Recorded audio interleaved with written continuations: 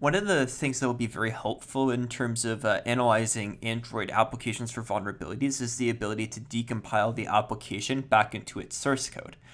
With Java and languages that are similar to Java that compile into a bytecode that is run against a virtual machine, it's possible for us to reverse the compilation process to turn the bytecode back into something that resembles the original source code.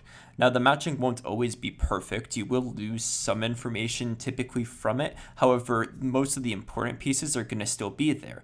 And since those pieces will be there, we'll be able to not only understand what the application is doing, but actually be able to see the source code and be able to pick out specific vulnerable aspects that we want to be able to work with. So in this video, I'm going to demonstrate how we can reverse engineer essentially or decompile an application. So there's a lot of different ways that people will typically use to do this. There are tools like APK tool and JD that will allow us to essentially decompile the application and then reverse it back into Java code. I actually use one called JADX. And again, I'll put links to these inside of a resources section, but inside of here, there's essentially in the bin, there's a GUI that we can launch. When we launch this, we're able to actually decompile any APK that we may have on our computer. So I'm going to come into our directory here, and I'm going to grab the Diva application that we installed, and I'll run this through the decompiler.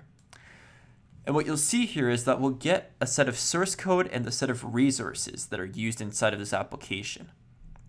When you're first looking at an application, there's a lot of different information that's valuable to us. The manifest file is one that's going to be extremely useful. It's going to tell you a lot of different things, such as the permissions that are used by the application. It will tell you what activities exist inside of the application. It will tell you about intents. It will tell you about things like content providers and such, if they exist. It will tell you what versions we target.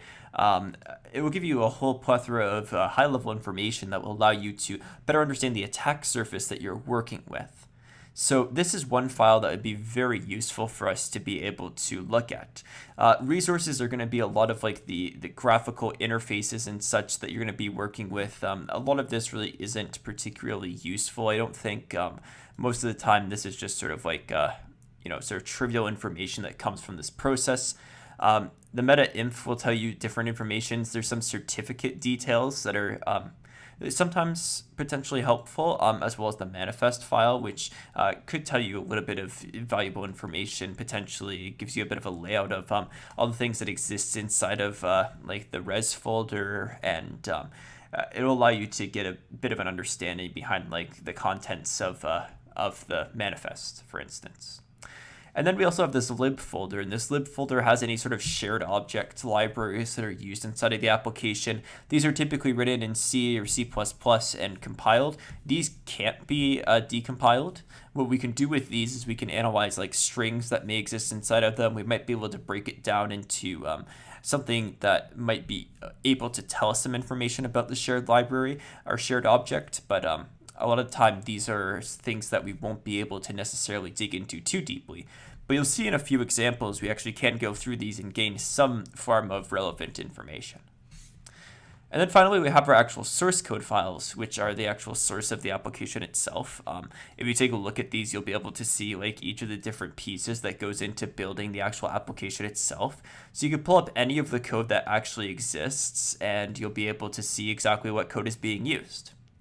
You can do this sort of thing with I would say basically any Android application, and you should be able to get source code unless it's like heavily encrypted or obscured in some way. This will typically be possible. So a few other things that are useful for this, we can search this for specific keywords. So for instance, if we find like an error message or something like that that we want to look up, we can try looking that up. We can try looking up common things like password. So you want to check off like what you actually want to search. You can search classes, you can search methods, fields, code, for instance. And you can see here, we can sort of like pick out pieces of information that might be of interest to us. So here's an example here where we're inserting into SQLi user a username and a password, it seems. So this, for instance, would be some information that we might be able to gather from decompiling the application.